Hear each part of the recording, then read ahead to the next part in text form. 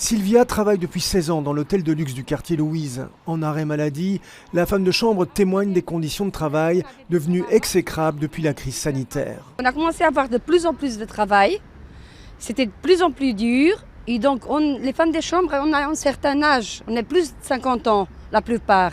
Et ça devient très très dur le travail pour nous maintenant. En juin, la direction avait annoncé qu'elle allait sous-traiter les activités de nettoyage et de restauration, laissant 85 personnes sans emploi. Quand un employeur décide de licencier purement et simplement les travailleurs pour après sous-traiter, vous pensez bien que là, nos poils se hérissent sur la peau.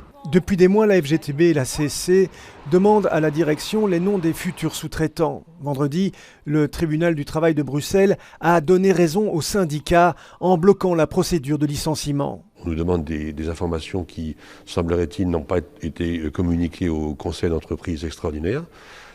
Et on va s'y appliquer. On ne va pas cacher éternellement avec qui nous aurions l'intention de travailler. Les syndicats intiment surtout la direction à conserver le personnel dans la nouvelle structure. Nous demandons une chose, c'est que si effectivement il y a sous-traitance, il y ait l'application de la CCT 32 bus. C'est-à-dire que les employeurs qui reprennent et l'housekeeping et la restauration reprennent également les travailleurs. La direction ne l'entend pas de la même oreille. Ça a toujours été annoncé tel quel le 16 juin.